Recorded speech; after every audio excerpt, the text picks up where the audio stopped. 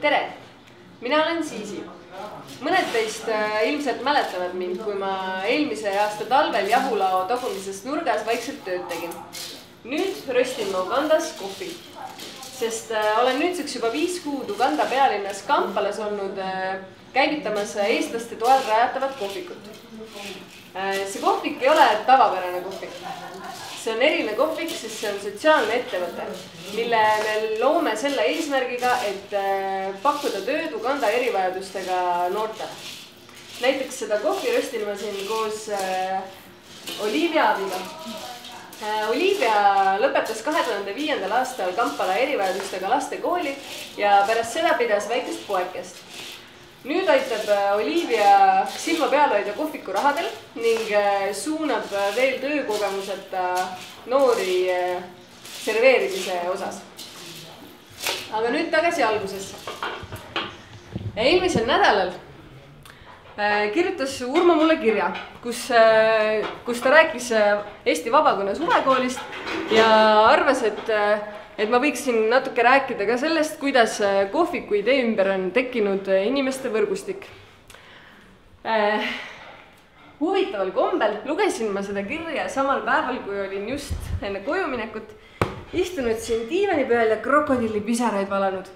Sellepärast, et tundus, et ma võitlen üksinda täiesti võimatute suurte veskite vastu ja kõik teised inimesed minu ümber lihtsalt tahavad raha saada. Teisisõnu ma ei tundnud, et mu ümber on mingisugune võrgustik.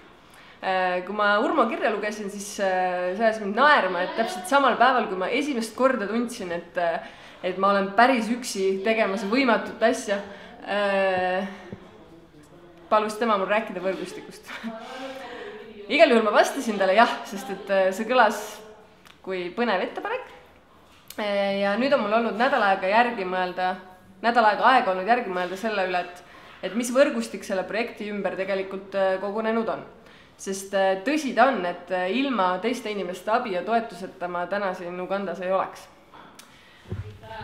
Kui ma Eestis inimestele sellest projektist rääkisin, siis esimese reaktsioonina alati arvati, et see on hullumeelne, et see on võimatu. Miks niimoodi oli?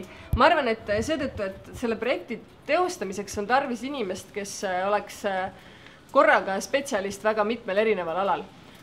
Tähendab, et ta oskaks restorani pidada, ta oskaks töötada erivajadustega inimestega, tal oleks kogemust kommunikatsiooni alal, et aidata kokku koguda vajalik raha kohviku käivitamiseks ning lisaks ta peaks olema veel arengu koostöö valdkonnas kogemusega, et mitte kuvada Aafrikast juba liigagi tugevalt levivaid stereotüüpseid mõtteid. Ning siis lisaks oleks tarvis palju tahtmist. Minul kohviku projektiga alustamise hetkel oli olemas ainult tahtmine nendest loetletud omadustest ja mitte väga palju aega. Seega, kui ühes inimeses kõiki neid omadusi pole võimalik koondada, siis järelikult peab moodustama meeskonna, kes sama töö ära teeks. Kindlasti võrgustiku loomine projekti ümber ei olnud otseselt teadlik tegevus, et see kujunes pigem loomulikult. Aga esimese sammuna ma rääkisin oma sõpradele sellest, mida ma teha tahaks. Ja siis kuulasin väga ettevaatlikult, mida nad sellest arvavad ja mida nemad soovitavad, et kuidas seda teha võiks. Jättes kõrvale soovitus, et ära seda tee. Ja ühest hetkest oli neid mõtteid sõpradelt kogunenud juba nii palju, et need ei mahtunud enam pähe ära. Ja mina ise ei jõudnud muidugi seda kõik ellu viia. Siis äkitselt ma sain aru, et kui keegi tuli mõne mõttega lagedale, et siis selle asemel, et öelda, et aitäh hea mõtte eest, ma ütlesin, et aga tee ära.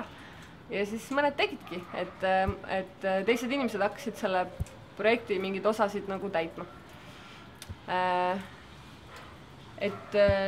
Tänaseks päevaks on see siis jõudnud selleni, et kui mul on vaja nõu restorani pidamise osas, siis on inimesed, kelle poole ma saan pöörduda ja kui mul on vaja abi kommunikatsiooni osas, siis on inimesed, kuhu pole pöörduda, kui vaja raha, siis on natuke keerulisem.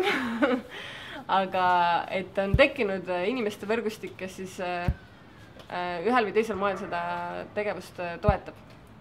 ja kui nüüd küsida, et miks inimesed nagu on tahtnud sellega kaasa tulla, siis ma ei tea tegelikult vastust. Aga ma arvan, et mida ma olen siin kogedes või seda projekti tehes õppinud, on see, et inimestel meeldib teha asju, mida on mõnus teha. Et seni, kui ma ise seda naudin ja inimesed tunnevad, et saavad selles mõnusas tegevuses kaasa lüüa, siis nad tahavad seda teha. Et kui minul tekkis eelmisel nädalal neid pisaraid valades tunne, et ma enam ei taha ja mul ei ole mõnus, siis ümberringi ka nagu keegi enam ei tahtnud, ei olnud mõnus. Aga nüüd,